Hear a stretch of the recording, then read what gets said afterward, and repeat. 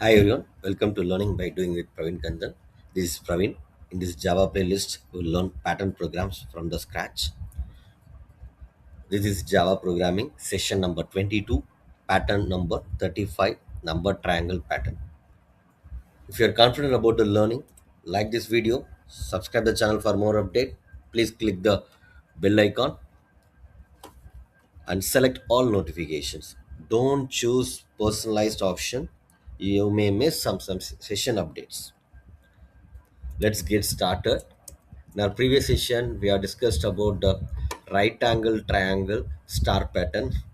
So this is the base for the remaining 3 to 4 type of patterns. So prerequisite, please watch the previous session and then join this session. Okay.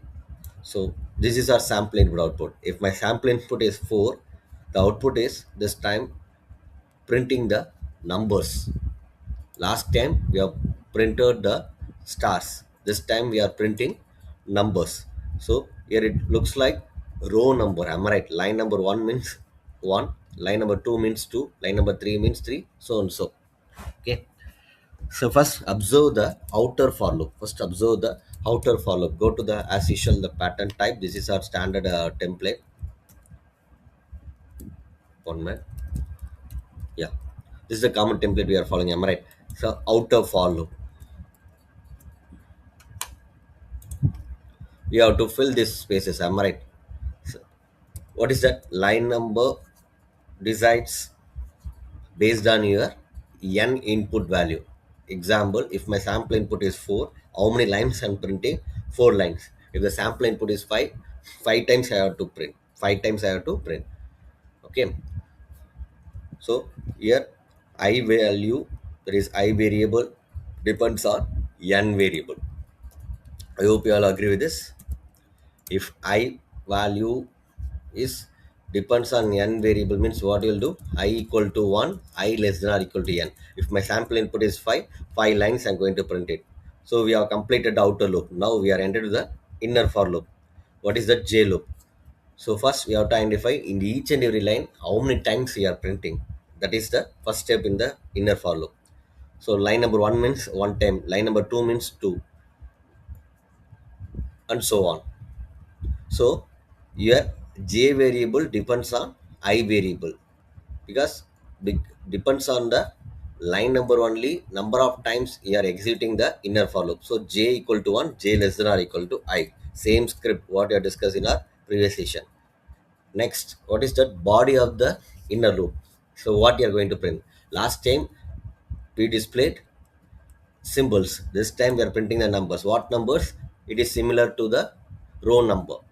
So row number 1 means 1, row number 2 means you are going to print 2.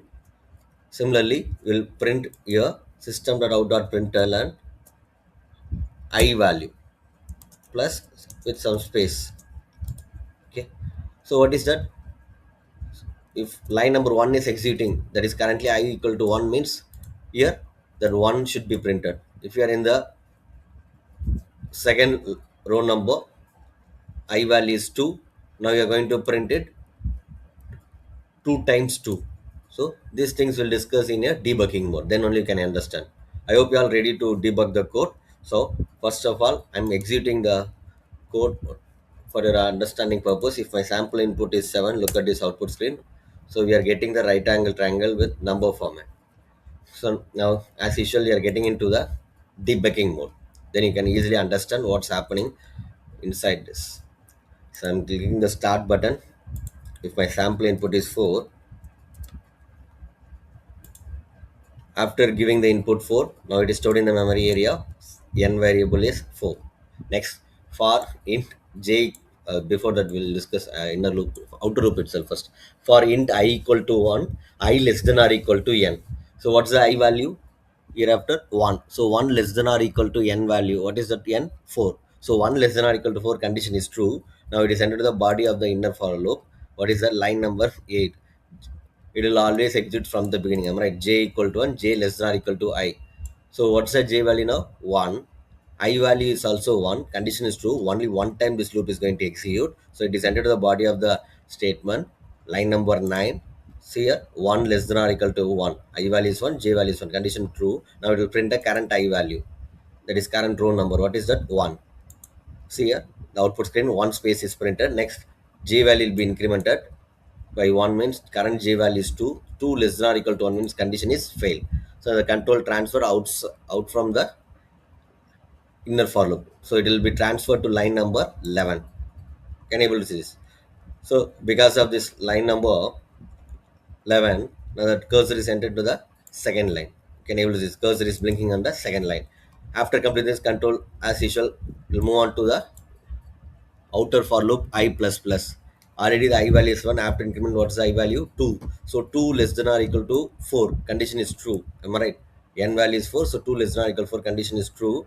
Now it will enter to the inner for loop. Always J loop exit from the beginning. So J equal to 1. 1 less than or equal to, what's the current I value? 2. So 2 times guarantee that 2 times this inner for loop will execute. What is going to print in means I value, because I value is 2. So 2 times this 2 is going to execute. So first time 2 space current I value is printed. Now again j value will be incremented by 1 means current value is 2. So 2 less than or equal to 2 condition is true. Now it will print the value. What is that? 2 once again with space. So after that again j value will be incremented means already it is 2. After increment 3. 3 less than or equal to 2 means condition fail. Now it enter to the line number 11. So what is that? New line. Because of line number 11, new line will be printed. Third iteration. Already the I value is 2 in the memory. While I'm telling, please watch the right side of the screen, local variables memory area. Then you can easily understand what is happening in the memory area. So already it is 2. Increment by 1 means what is that? 3. So 3 less than or equal to 4. Yes. Obviously the condition is true. Now it enters the inner for loop. J equal to 1, j less than or equal to I. 1 less than or equal to 3. So 3 times this loop is going to execute. No more questions in that. But what is going to print means I value. 3 times what is going to print? 3. First time 3 with space is printed. I am skipping the detailed explanation because we already discussed in our previous session. In this session also 2 times I clearly explained. Okay, so I'm just telling what is happening in the output alone now. Again 3 space will be printed. Last iteration of j, again 3 space will be printed. After its increment of the j value is 4, condition is fail. It will enter to the line number 11. So now the cursor move on to the last iteration of I. So I plus plus, already it is 3. Now after increment, what is that? 4. So 4 means here j equal to 1, 1 less than or equal to 4. So 4 times this loop is going to execute. What is going to execute means, that is what to print means 4 is going to print. So here 4 is going to print 4 times. 4 space, again at 4 space, j value will be incremented. Again 4 space, last iteration of j, 4 less than or equal to 4 condition is true.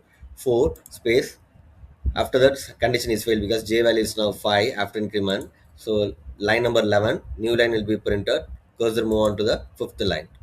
Okay, again I value will be incremented. Already it is 4. Now after increment, what is that? 5. So 5 less than or equal to 4 means condition is failed. The cursor coming out from this loop. If you found this session useful, like this session. If you have any comments, please put in the comment section. Subscribe the channel for more updates. Thanks for watching. We'll meet in the next session.